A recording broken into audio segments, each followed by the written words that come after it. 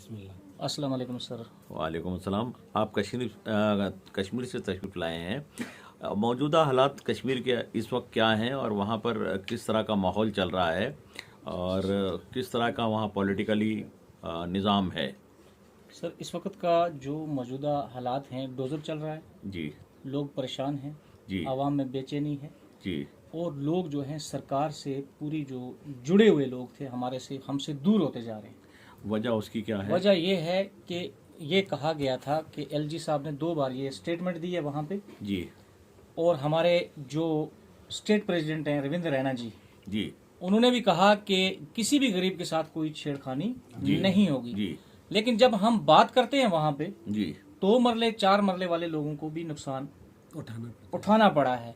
किसी ने 2 मरले जमीन है उसके पास, उसकी नीचे दुकान है, ऊपर उसका घर भी है, जी जी लेकिन नुकसान हुआ है सर। जी जी जो बोला गया है वो ग्राउंड पे नहीं हुआ।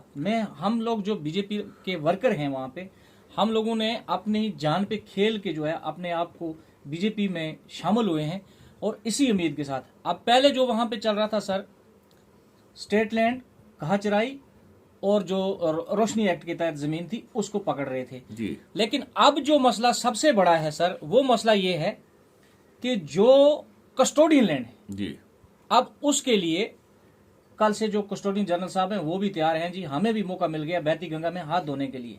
ये कस्टोडियन के लोग कह रहे हैं। ये कस्टोडियन की जो कस्टोडियन डिपार्टमेंट है, हालांकि पहले इनके बारे में हमने सुना नहीं था। अब कस्टोडियन लैंड जो है वो है बॉर्डर की जमीन, सबसे ज्यादा उसमें उड़ी, पुंछ, रजौरी और टंगडार, करना, कपवाड़ा की साइड है। जी जी और जिसमें उड़ी जो तहसील है सर, जी वो 95% में ऑन द रिकॉर्ड आपको सर लाइव बता रहा हूं कि 95% जो उड़ी है वो कस्टोडियन है। अच्छा। और उस पे लोगों के पिछले कई सदियों से घर हैं। कस्टोडियन जो 1965 में गए हैं, 47 में हैं, 1971 में हैं, या उसके बाद भी जो लोग किसी भी मुसीबत की वजह से पार चले गए। और उड़ी में जो बसने वाले लोग हैं, ऐसा कोई घर नहीं कि जिसका कोई पाकिस्तान में रिश्तेदार नहीं है। अगर कोई पाकिस्तान में है, उसका वारिस यहाँ पे है, वो जमीन उसके पास है, लेकिन फिर भी वो कस्टोडियन है।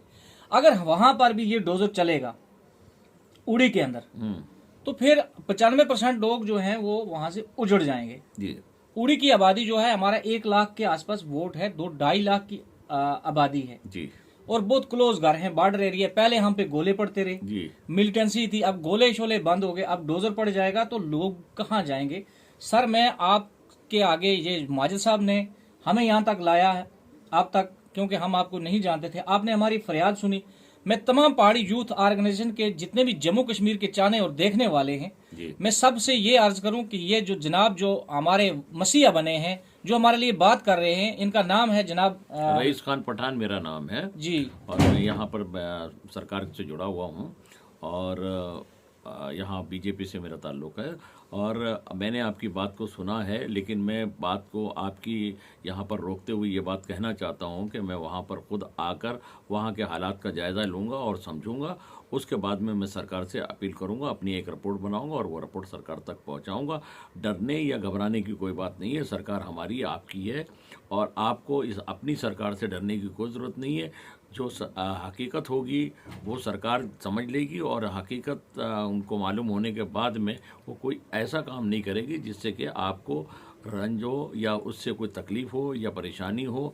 सरकार आपकी है और आप सरकार के हैं, इसलिए सरकार की तरफ से हम आपको यकीन दिलाते हैं कि सरकार की तरफ से किसी भी तरह का कोई भी आपको नुकसान नहीं उठाना पड़ेगा।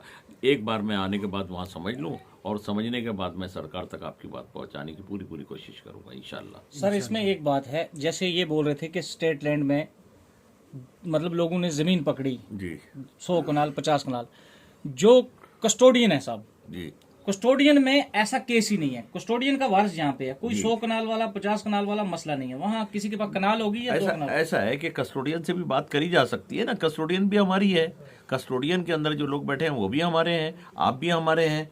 तो किसी भी तरह का जो है नुकसान आप लोगों को लग रहा है कि उठाना पड़ेगा, तो इस तरह का कोई नुकसान आपको नहीं उठाना पड़ेगा। हकीकत जो है वो ऊपर आज जो उच्च अधिकारी हैं वहाँ तक पहुँचनी चाहिए और सरकार तक पहुँचनी चाहिए। सरकार को आपका इल्म है या नहीं है ये तो सरकार से मिलने के बाद ही पता चलेगा।